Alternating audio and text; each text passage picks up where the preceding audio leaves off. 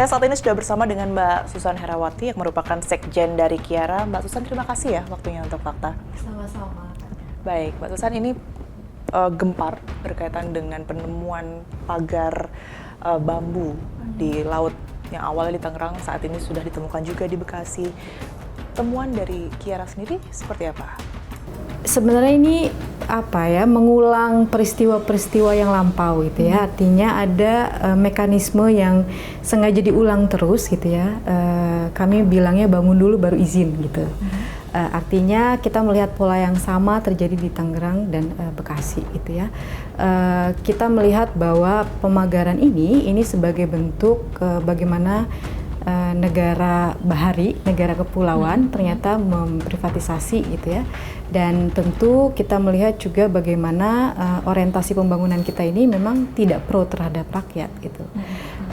Kalau kita lihat luasannya 30 kilo gitu ya, sudah pasti ini bukan area yang sedikit gitu, dan ini tentu melibatkan orang yang banyak, modal yang besar gitu, dan ini dibiarkan oleh negara. Kenapa memang dibangun dulu? Karena kita melihat bahwa kalau kemudian izinnya dulu diurus, sudah pasti ada protes.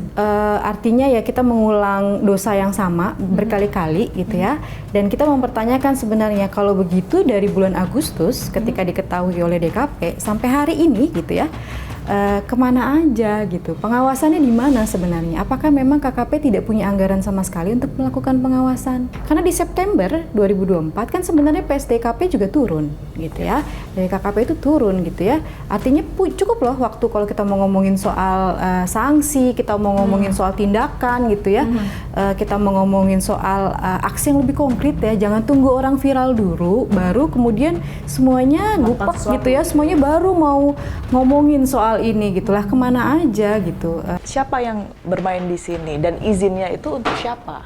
Yang pasti ini bukan, kalau ada narasi yang dibangun yaitu wacana apapun, omongan apapun yang mengatakan bahwa ini swadaya, itu pasti bohong. Itu adalah kebohongan yang jangan diteruskan gitu ya. Nggak mungkin nelayan itu memagari lautnya. Itu prinsip dasar. Mereka itu kalau buka pintu itu harus merasakan laut gitu.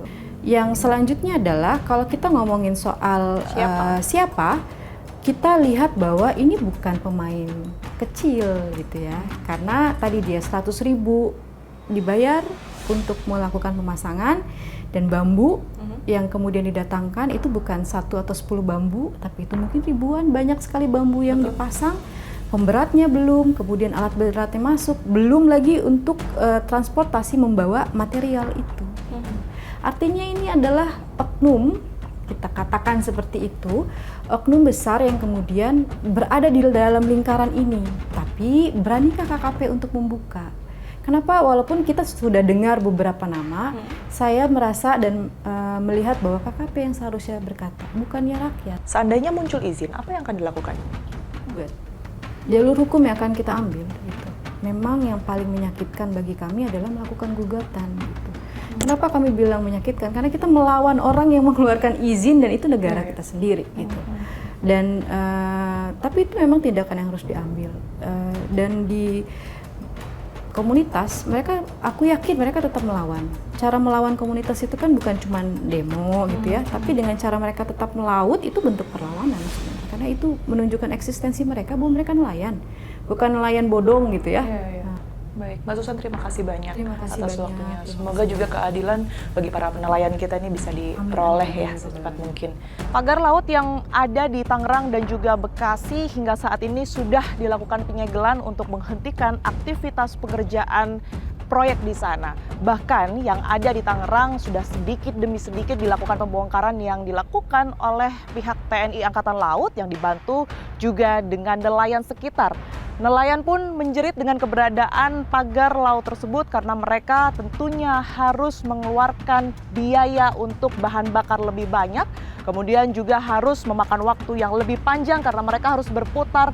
Akses dan juga wilayah mereka terbatasi dengan keberadaan pagar laut tersebut, dan tentunya juga mengurangi tangkapan ikan mereka setiap bulannya.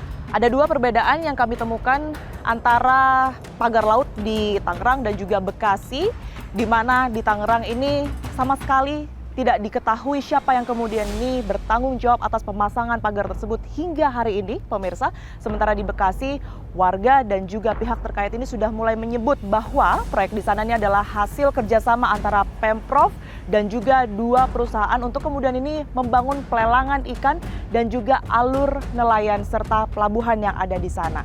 Sekalipun saat ini sudah dilakukan pembongkaran, kemudian juga sudah dilakukan proses investigasi, kita harapkan sama-sama agar pemerintah ini bisa secara transparan membuka siapa ya sebenarnya yang harus bertanggung jawab atas pemasangan pagar-pagar tersebut dan juga membongkarnya secara keseluruhan. Saksikan terus Fakta setiap hari Senin pukul 20 waktu Indonesia Barat, hanya di TV One.